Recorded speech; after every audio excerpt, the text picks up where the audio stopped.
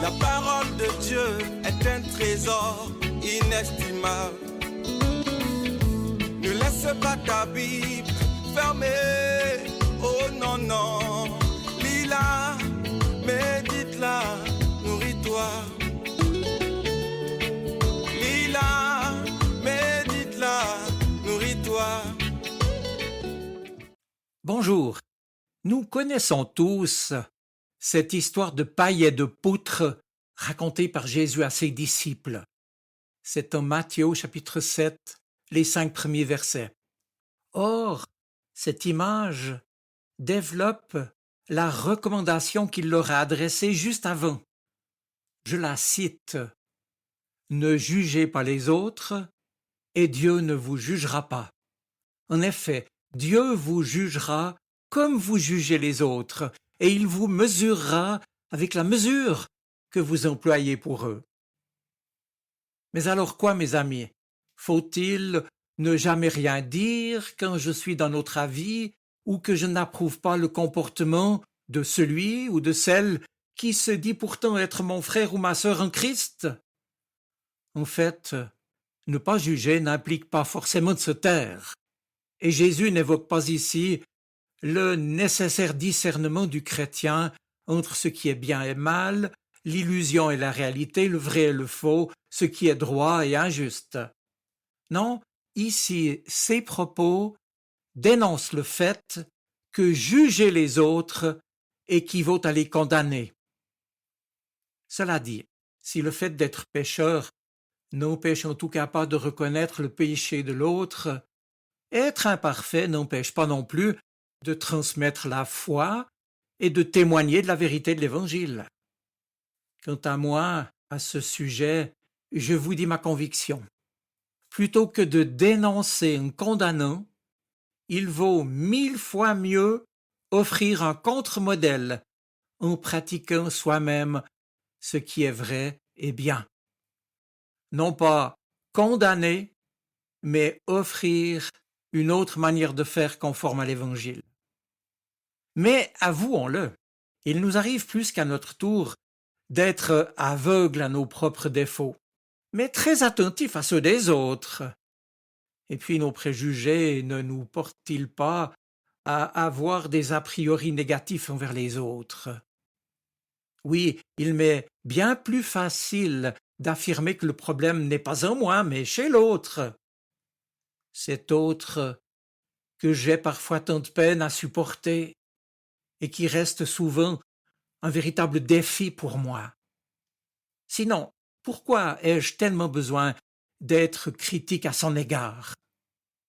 Habituellement, nous réagissons au premier degré, toujours prompts à la riposte, sautant sur la moindre erreur de notre frère ou de notre sœur, irrités par la plus petite erreur commise pour souligner un de ses défauts. D'autres se laissent atteindre profondément et cultivent même une rancune qui en vient à envenimer leur cœur.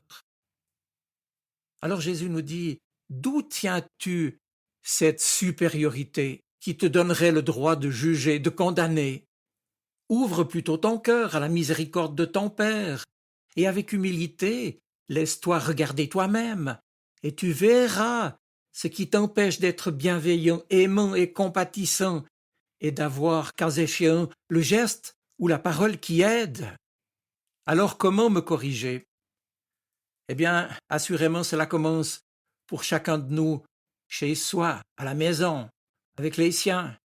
Il faut voir clair dans ses propres intentions et être honnête avec soi-même. Il y a peu de chances que les choses changent si l'on n'en admet pas la nécessité.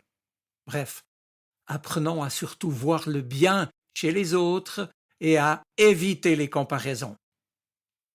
Mais maintenant, revenons à cette parabole de la poutre et de la paille, qui ne doit donc pas faire passer sous silence ce qui la précède et qui est bien plus important que cette image, à savoir être jugé de la manière dont on juge les autres. Or, j'en suis convaincu, cela ne veut pas dire que si je juge un peu, je serai jugé un peu, que si je ne passe rien aux autres, on ne me passera rien. Et si je ne juge pas du tout, Dieu ne me jugera pas non plus. Bien sûr que non.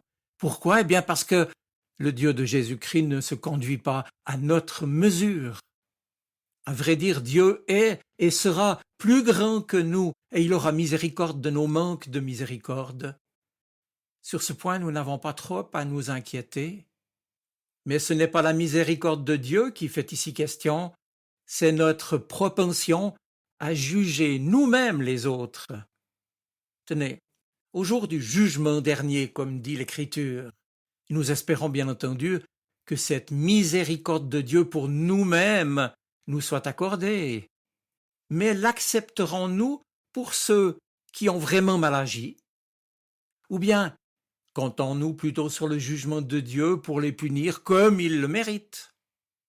Si nous n'acceptons pas la miséricorde comme pivot central de la justice du royaume et que nous lui préférons le jugement, alors en vérité nous ne pourrons pas entrer dans le royaume, non pas parce que Dieu nous en refusera l'accès, mais parce que nous-mêmes n'acceptons pas d'y partager la miséricorde que Dieu veut accorder à tous.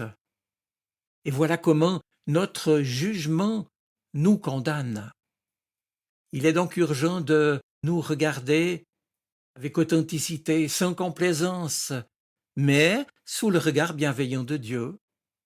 Et quand on prend ainsi conscience de sa véritable pauvreté, alors on devient, en somme, plus tolérant envers les autres. On devient surtout plus miséricordieux envers les autres.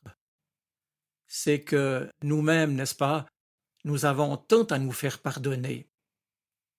Dès lors, dans la vie chrétienne, notre but n'est en aucun cas de battre des records de perfection, mais de faire nôtre le regard aimant de Jésus sur notre monde et sur chacun.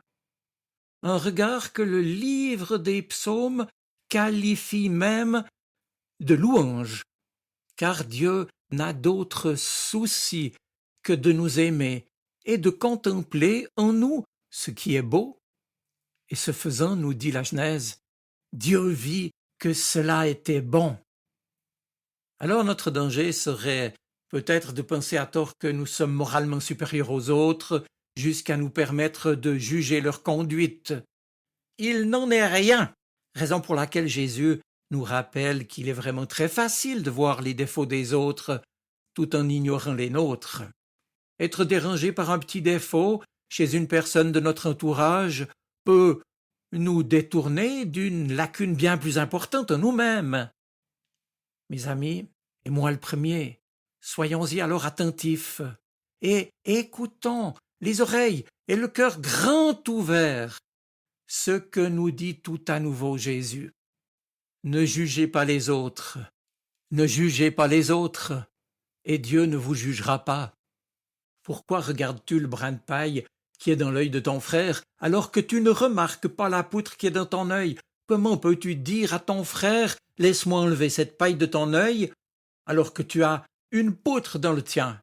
Hypocrite, enlève d'abord la poutre de ton œil, et alors tu verras assez clair pour enlever la paille de l'œil de ton frère. Et plus loin, en Matthieu chapitre 10, Jésus ajoutera « 2 moineaux ne sont-ils pas vendus pour 1 sou? Or pas un seul ne tombe à terre sans que votre Père le veuille. Quant à vous, même les cheveux de votre tête sont tous comptés. Soyez donc sans crainte, vous valez bien plus qu'une multitude de moineaux.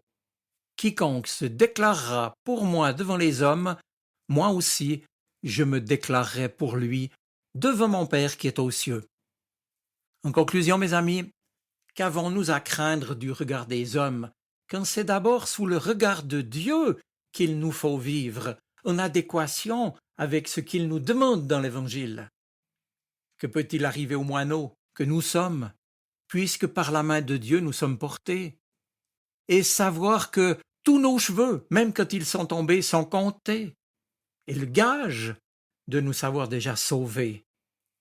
Seule cette assurance peut nous faire apprécier et plus encore acquérir la vraie liberté d'être des témoins lumineux et compatissants. Aucune question ici donc de fermer les yeux sur ce qui ne tourne pas rond, comme on dit communément, mais bien de voir au-delà du visible.